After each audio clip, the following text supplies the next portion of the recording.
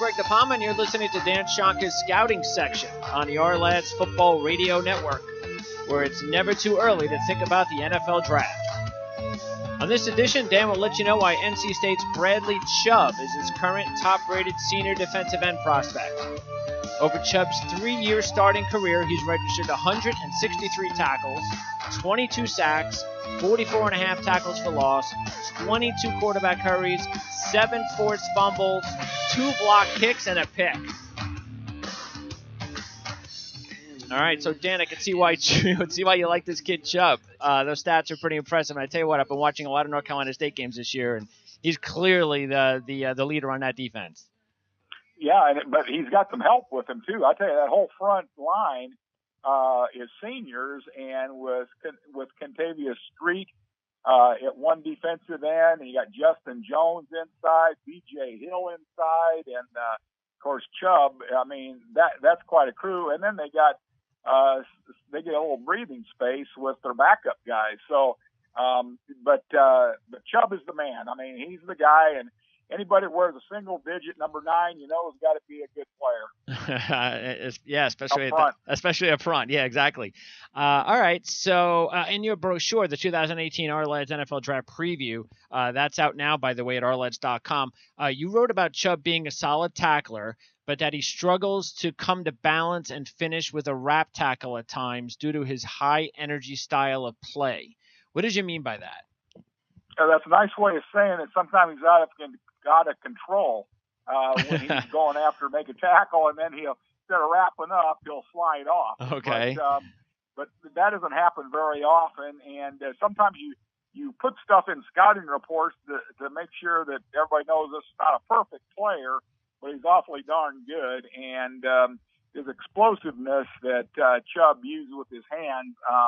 I mean, he'll just walk a tackle right back to the quarterback, or they're gonna have, or they have all kinds of problems blocking him because of his strength up front and his powerful moves. By the way, speaking of the talent around him, what about that? How do you if you know, obviously you've had an opportunity to see him and will when you take a look at all his film over the last couple of years, rehash some of it, and then more of it to come.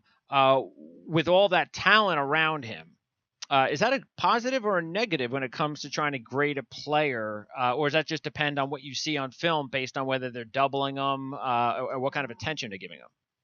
Yeah, well, that's the thing. Now, since he's the pick of the litter up there, he's going to get a lot of the double teams, but you can't double team everybody, and somebody's going to come free, and that whole group up front really works hard to get to the quarterback and pass rush, so they shed, close down, and stuff the run on the inside. And even though Chubb has to fight through a lot of double team blocks at times, he's the guy that they've got to block.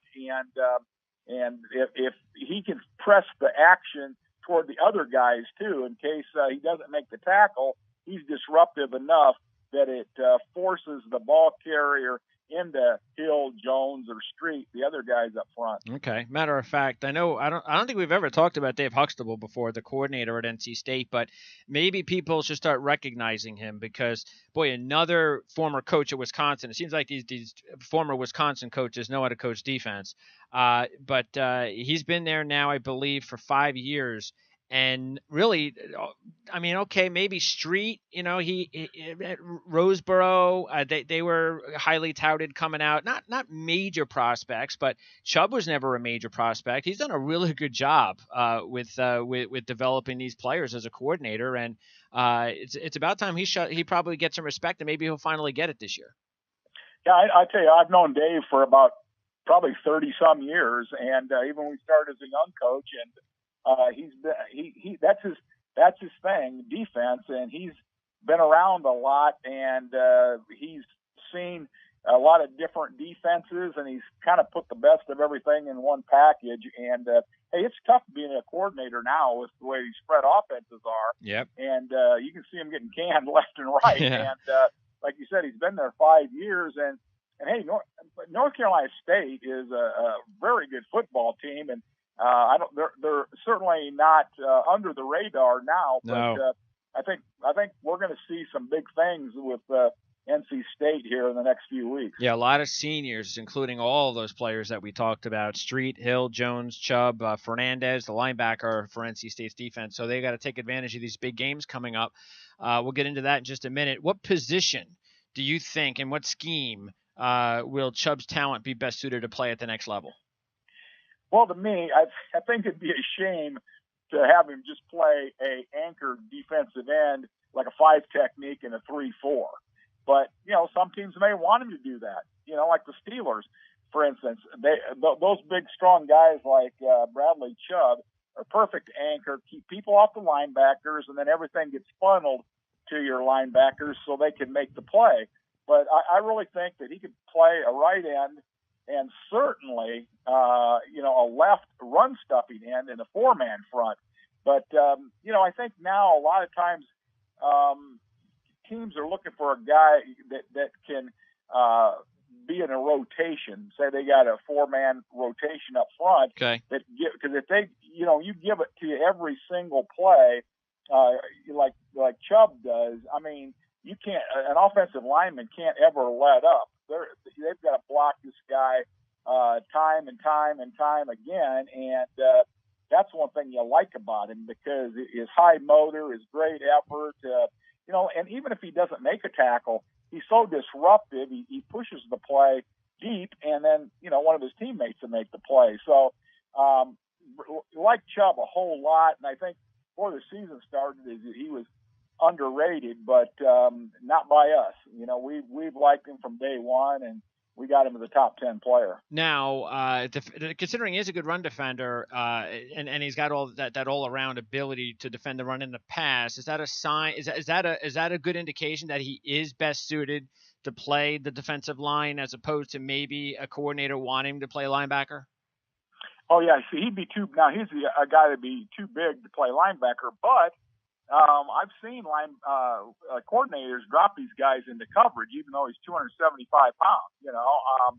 He could still drop in cover in the flat if he had to, but you want a guy like him rushing the passer and pushing the pocket the other way. So, okay. I think he'll definitely be a on the line, bring it type pass rusher. Now, in the next couple of weeks, Chubb will play his 2 biggest career games, especially, because NC State's having a great year, and this is what it's all about, and all of his other fellow seniors.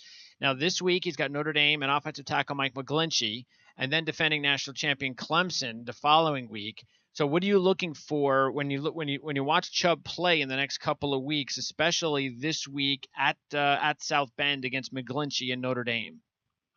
Well, I'll tell you, he's going to see 2 pretty good tackles. Like I said, McGlinchey is right now, he's a top 30 player in the country, and one of the top offensive linemen out there, or certainly tackle. And so Chubb, we're going to see, that should be a good battle. I think McGlinchey's going to have a tough time with him because McGlinchey is tall at 6'7", and he's got to be able to bend and get down a little bit, where Chubb is almost that perfect, he's 6'3", 275, powerful guy, get underneath you and jack you up and walk you back. And McGlinchey's really going to have to work at it. And then the following week against Clemson, Bradley Chubb's going to see Mitch Hyatt, who is another highly regarded tackle, and I think Mitch is going to have a real tough time with Chubb. So, I may be wrong, and not, it might not always show up, say, for instance, the stats where, say Chubb gets 5 tackles and, 3 of them are tackles for loss, and gets the sack. Mm-hmm. He might have 1 or 2 tackles, but you're going to see his teammates cleaning stuff up because of all the, that are pushing things. He'll push the play and the action their way. So, but I expect that there's going to be he's going to cause real problems for McGlinchey next week at Notre Dame, and then Hyatt the following week. Yeah, and we'll definitely talk more about that in the coming weeks, and for sure, these will be a couple of games and matchups we'll be talking about when the season's over and we get into our draft coverage, our weekly draft coverage on our Let's Guide to the 2018 NFL Draft. Dan, appreciate your time on Chubb. We'll talk to you next time. You betcha, Greg. Thanks a million.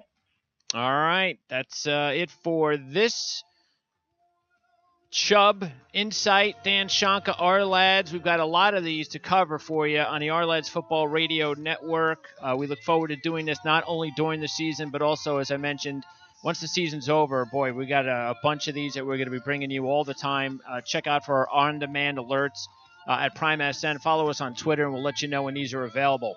By the way, keep an eye on McGlinchey this week because Dan's going to break down his performance this season, and, of course, against Chubb and the Wolfpack on Saturday. And we'll talk about McGlinchey next week, so it should be real informative.